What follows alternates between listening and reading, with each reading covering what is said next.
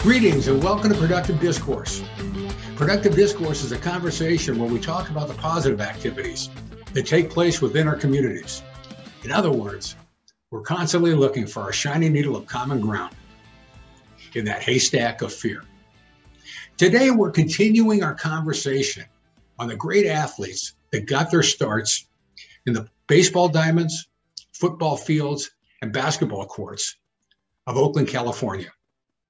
We're talking about athletes that displayed what I call the 3 E's: energy, enthusiasm, and excellence, and brought those attributes into the pro level, where many won championships, some were elected to their sports halls of fame, and many came back and served their community.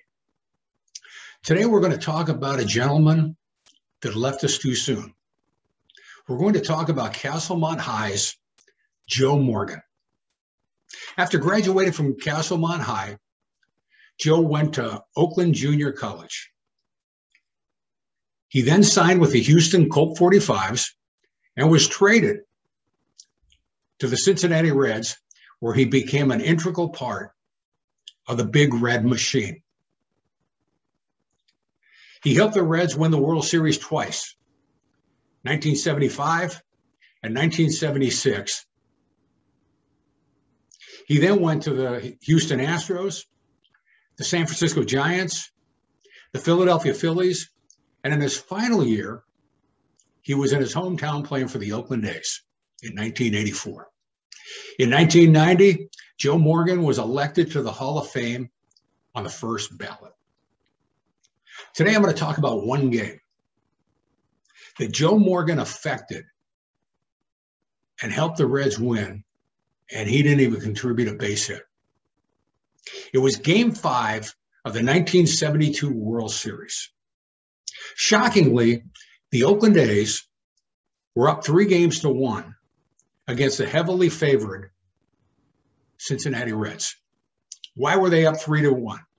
Well, the Reds weren't hitting. Jim Catfish Hunter, Ken Holtzman, Vida Blue, Rollie Fingers, they all handcuffed the Reds. Joe Morgan had not gotten a single hit in the first 4 games of the series. Game 5 got to the 8th inning with Joe Morgan leading off. The A's were leading 4-3, 6 outs away from winning the World Series in 5 games, and Joe Morgan still had not gotten a hit. So what did he do? He grinded out a walk. And then he did a Joe Morgan specialty.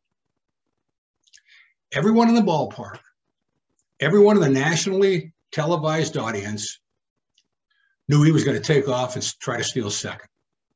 And sure enough, he did, and he made it.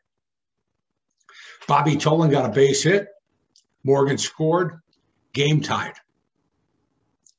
Now fast forward to the bottom of the 9th inning. The Reds had gotten another run in the 9th. They led 5-4, and now the A's had to score a run to tie.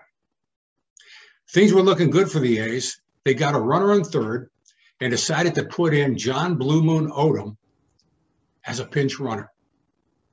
Their spark plug, Campaneris, was up at the plate, and with only 1 out, a productive out, was going to let Odom score, tie the game, and if Campaneris and a couple of other guys did something special, Campy could be the guy that scored the winning run that ended the 1972 World Series. Well, Campy had a pop-up to right field down the line.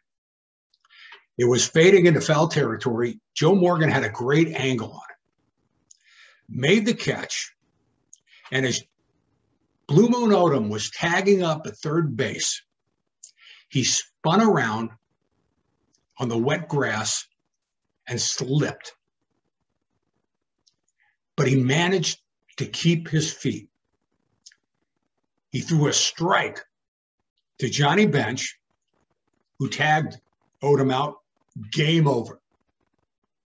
The World Series is now 3-2, going back to Cincinnati. The Reds won game 6 the next day, and now there was going to be a game 7.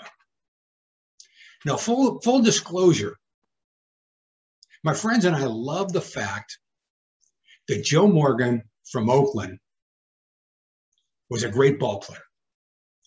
We love the fact that he was helping Cincinnati Reds win a lot of ball games.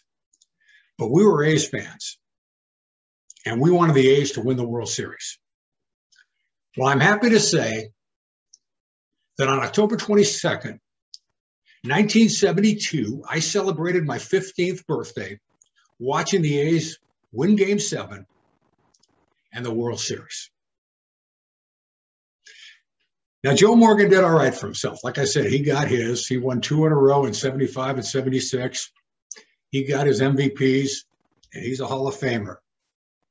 And he sadly left us too soon last year. But we remember you, Joe. You were a great ball player. And we're never going to forget the contributions you made to Oakland, to Major League Baseball, and to the Hall of Fame. So that's it for today on great athletes that came out of Oakland. We'll have another story next week, and that story will be about Oakland Tech's John Brodie. So I hope you listen. If you like what you're hearing, please go to our website, productivediscourse.home.blog.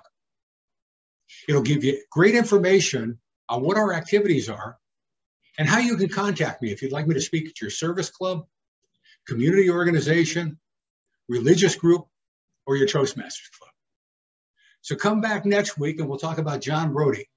But in the meantime, please like, share, comment, subscribe, so this message will go far and wide, and we'll find that shining needle of common ground in that haystack of fear.